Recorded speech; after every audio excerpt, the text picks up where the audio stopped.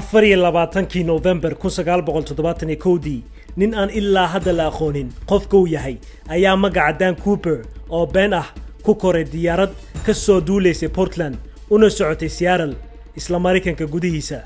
Dan Cooper oo markii dambe ku caan baxay DB Cooper ayaa markii uu diyaaradda soo koray xoogaana fadhiyay ilaa ay hawada ka gasho, markaasna wuxuu warqad ay ku qoran tahay bambo ayaa ku jirta boorsadayda, waxaana rabaa $200,000 iyo baarashuud aan diyaaradda kaga boodo. ayuu u dhiibay naag diyaaradda ka dhex shaqaynaysay. horaantii naagtii warqadii ayay ka gudoontay iyadoona akhrinin waxa ku qoran, jeebka ayayna gelisay. DB Cooper naagta ayuu u dhawaaday, dhagtan wuxuu ugu sheegay, waxaan kugula talinayaa inaad akhrisato waxa warqadda ku qoran, bamba ayaan sitaa. Cooper ayaa naagta ku amray inay ag fadhiisato, waa ayna yeeshay. kadib si tartiib ah ayay uga codsatay inay aragto bambada. Cooper ayaa in yar furay shandadiisa, waxayna hubsatay in ninka ay run ka tahay hanjabaadda bambadana boorsada ugu jirto. kadib markuu xiray shandada wuxuu sheegay waxa uu rabo diyaaradda marka ay caga dhigato Seattle, $200,000 baarashuud iyo shidaal diyaaradda lagu shubo si uu isla diyaaradda ugu baxsado markii la siiyo waxa uu dalbaday. haddii la fulin waayo shuruudihiisana inuu qarxin doono diyaaradda. naagta iyadoo naxsan waxay arrinka jira u sheegtay pilotka asigana wuxuu warka u sii gudbiyey maamulka taraafikada hawada ee Tacoma Airport, Seattle.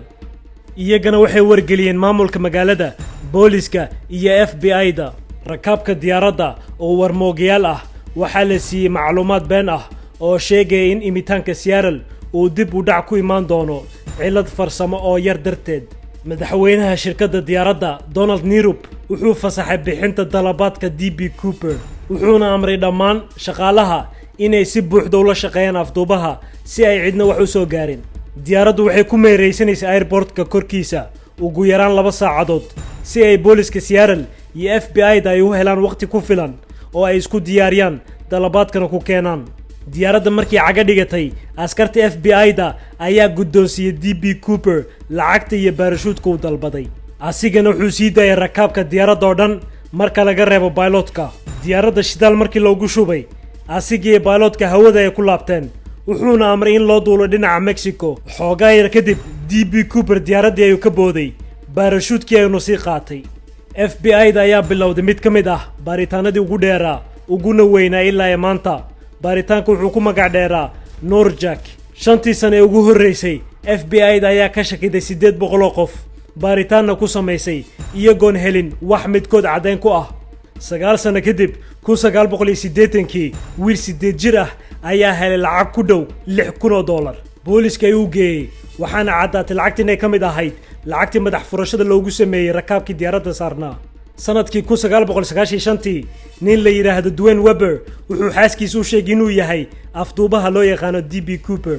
wuxuu warkaas sheegay markii isbitaalka la dhigay, dhakhaatiirtuna ay sheegeen inuu ku dhiman doono 5 maalmood gudahood. Dwayne Weber iyo DB Cooper waxyaalo badan ay isku mid ka ahaayeen, laakiin markii dambe FBI waxay awood u yeelatay inay adeegsato baaritaan DNA ah si ay u caddeyso in Dwayne Weber uusan ahayn afduubaha DB Cooper loo yaqaano.